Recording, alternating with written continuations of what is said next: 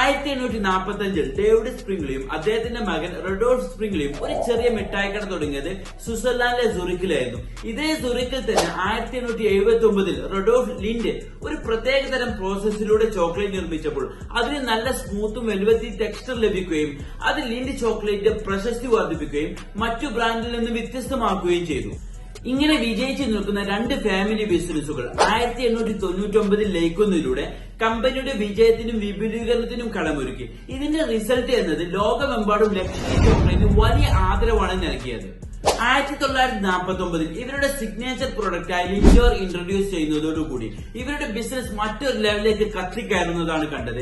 ഈ ഇന്നോവേഷൻസിലേക്ക് അവരെ നയിച്ചത് ഏറ്റവും നല്ല ചോക്ലേറ്റ് എക്സ്പീരിയൻസ് കസ്റ്റമേഴ്സിന് നൽകുക എന്ന കമ്മിറ്റ്മെന്റിന്റെ ഭാഗമായാണ്. ലക്ഷറിയെ സൂചിപ്പിച്ചുകൊണ്ടുള്ള ഗോൾഡും ലിൻഡും ചേർന്നതാണ് ലിൻഡോർ എന്ന നാമകരണം ചെയ്യപ്പെട്ടത്. ലിൻഡിന് ക്വാളിറ്റിയിൽ പ്രതിബദ്ധത ഉണ്ടായിരുന്നത് കൊണ്ട് തന്നെ അവർ ചോക്ലേറ്റിന് വേണ്ടി ഏറ്റവും നല്ല ഇൻഗ്രീഡിയന്റ് ചൂസ് ചെയ്യുകയും ന്യൂനത സാങ്കേതിക വിദ്യ ഉപയോഗിക്കുന്നതിൽ ഫോക്കസ് ചെയ്യുകയും ചെയ്തു.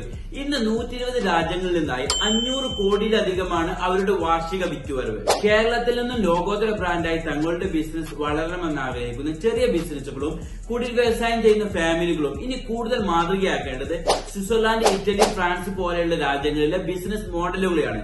കാരണം ഇന്ന് നമ്മൾ ഫേസ് ചെയ്യുന്ന പല പ്രശ്നങ്ങളും 100-200 വർഷങ്ങൾക്ക് മുമ്പ് അവർ ബിസിനസ്സിൽ സോൾവ് ചെയ്തിട്ടുള്ളതായി കാണാം. നമുക്കറിയാം ഇന്ന് നാട്ടിൽ ഹ്യൂജ് റിസോഴ്സസ് എന്ന് കുറഞ്ഞു വരുന്നു.